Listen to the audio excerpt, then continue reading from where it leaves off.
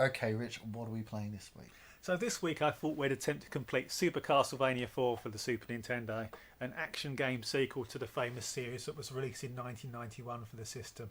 Now, the Castlevania 4 moniker was actually an addition in the West, so this would more accurately be just called Super Castlevania because this is a retelling of the first game on the NES.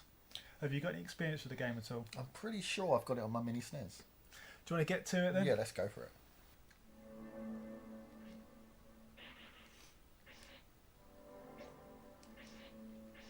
So obviously very similar to the first game in a lot of ways. We've already done that for the channel, haven't we? But as Chris just showed there, in this game they allow you to jump onto the ladders. Do you remember you used to have to sort of walk up to the bottom of the ladder and then walk up? Yeah. It speeds things up a little bit, doesn't it? It does a lot, actually. Yeah. Another new addition is you can now whip in multiple directions, so you can whip diagonally, up and down as well. So when you're in sort of mid-air, you can whip downwards.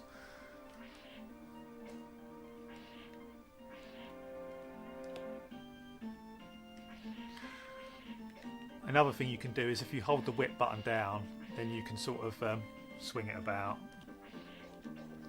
And yeah, everything else is basically the same, you know. You sort of whip candles to pick up items. The heart's power are the weapons. You got the weapons shown up there in the box. In this one, you fire the weapons off by pressing the right or left trigger, though, unlike the original game where you had to hold up. Which is far more comfortable.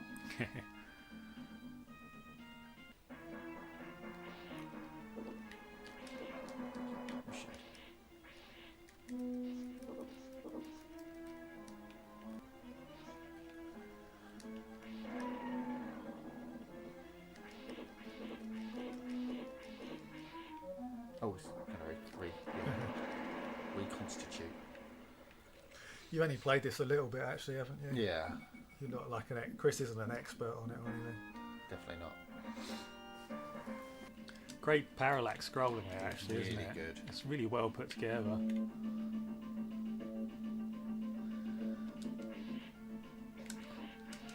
It is a very polished game, actually. Oh yeah. Which you'd expect from Konami, really, especially sort of an early 16-bit game coming from them as well.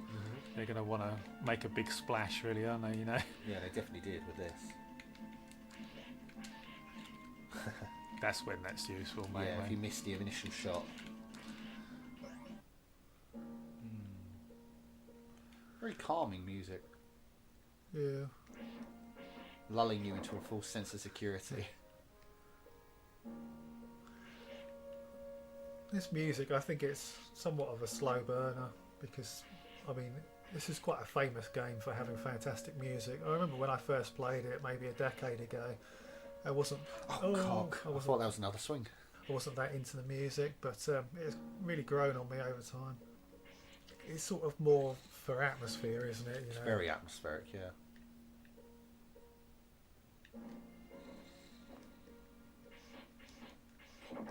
This is made by a different team than the NES games. I think the main programmer of this previously had ported Metal Gear to the NES, which, to be honest, isn't something you want to put on your resume, really. Isn't Metal Gear really good? On the MSX it was, yeah. They buggered up the NES version. It was a bit of a mess on the NES.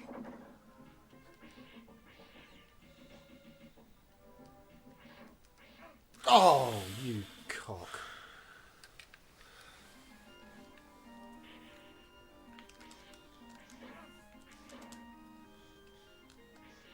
Some usage of the SNES's Mode 7 coming up. Yeah, I could kind of guess with the spikes on the wall.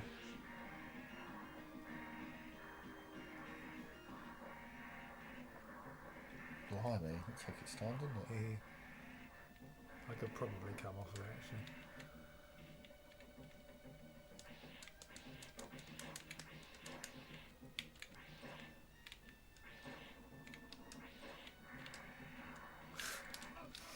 Oh dear.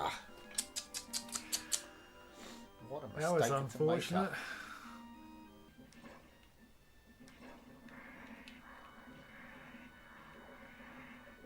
Just got to stay there until the platforms grow there. Is that platform going to grow out that gap now? No. Comes from the left hand side.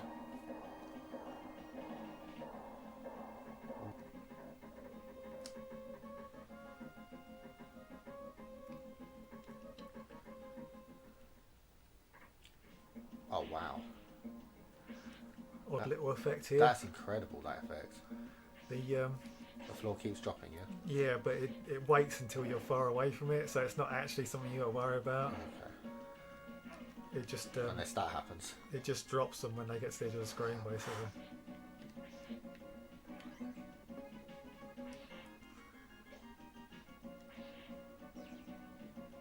That's pretty cool. Yeah, it's good. It's a nice effect. Apparently, this was actually being designed at the same time as Castlevania 3. So obviously, the main NES people were working on that at the time. That sort of explains why some of the sort of additions to Castlevania 3 don't make an appearance here, like Let me jump. like all of the other characters and the branching paths and such. Yeah. Bit of a shame, really. The designer said that if he could go back in time, he'd put some branching paths in there, you know. And actually, at one stage, they were apparently talking about having branching pathways in the game, but they just didn't make it to the final cut. Yeah. Those are insta-deaths, those spikes. You Okay. can stand on them, though. But I didn't... What? I don't think you should try and stand on them if you don't need to. Oh, Are those This is drips? definitely the first level that's nasty in this game. A lot of it's to do with those stupid things. Yeah, those drips kill you, I think. Hurt you or kill you? They'd hurt you. But they can kill you if they knock you They into knock something. you. But, Ironic, a little drip will knock you back flying. yeah, this green stuff here was all blood originally, so that was all red. Let's get through this level without any problems. I hate this fucking level.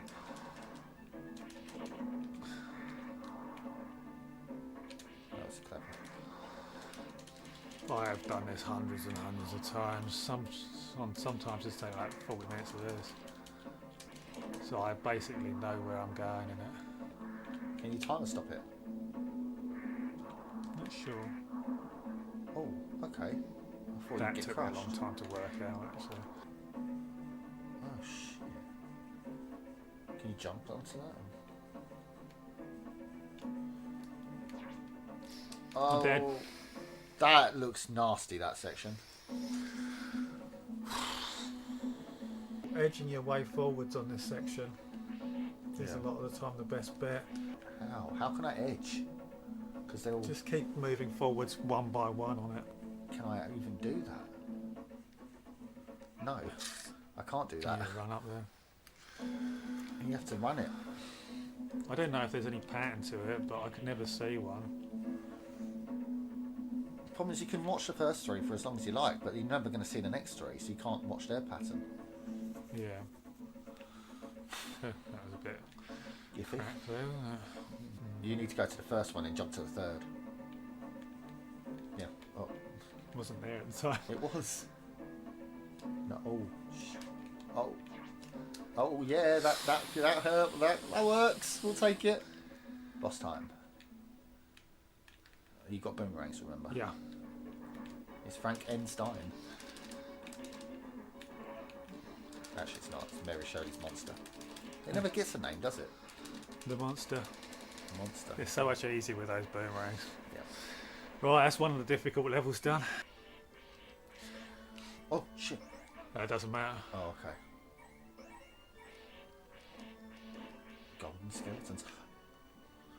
Have you got something to tell me, mate? Because None of that stuff matters. It doesn't. It's not it something does that's if on. it gives me a damn heart attack. Ooh, times 3. You definitely don't want to lose this weapon now. Yeah. You can actually drop through there if you hold up, because there's a ladder there, but under the ladder is death. Well, you had to push You lied! You pleb! You lie! You did lie! I didn't actually expect you to do it as well. Why wouldn't I do it if I can skip a part of a level?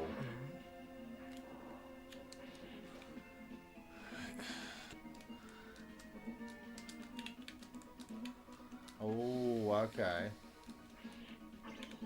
Final boss, Dracula himself. Can those lightning bolts hurt you? No. Can I... Oh, I went too far from the edge. Can I remember how to do it? Can you just jump those fireballs instead of splitting No, them? it splits up and kills you. Yes. They, like, you jump over them and they split into 3 and fire upwards. Oh wow. Oh, that was cheeky. Oh. This stuff here is good Why? because it drops health if you can hit it. Alright. Although it does actually shoot you as well. Handy. Fire flames now. Careful, careful, fucking hell. You just lost I a think lot you of health. probably will get a shot, but I'm not sure. Flames again.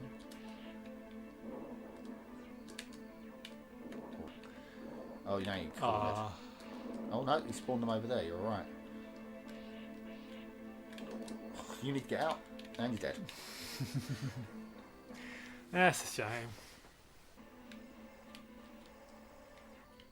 Fuck. I see what you mean. I wasn't trying to jump here, I just didn't have the time to hit him. And I was too low.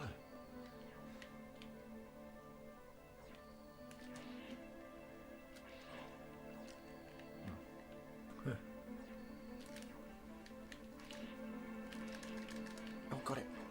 I think your boomerang got it actually. Yeah, I did. That's why I threw it. No, forget about the flames. Like on the bottom. No! No, don't forget about them. Are you kidding me? What am I meant to do there?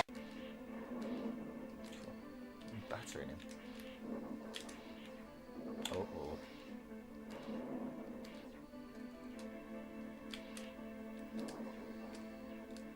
Here, let it bam in.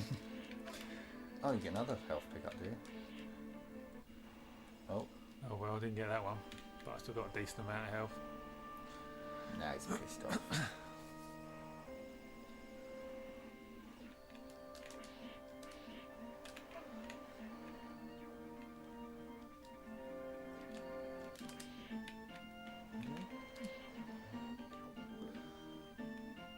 I'd try and just stand right next to him, to be honest, because you know where the lightning... Oh, it moves. The lightning doesn't make a set distance. Yeah, that worked. Front boomerang. Yeah. Needs one health. I'm out now. Yeah. Needs one health. You need two hits. 3 hits.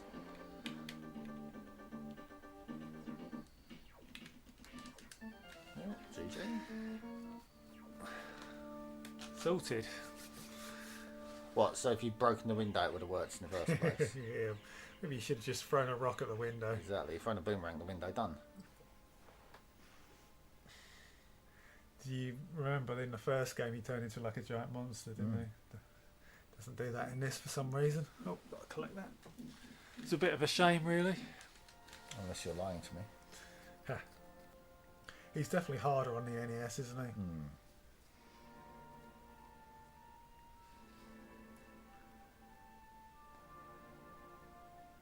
Seems a weird weapon of choice. Yeah, I think we mentioned that before, didn't we? Maybe Indiana Jones was popular at the time.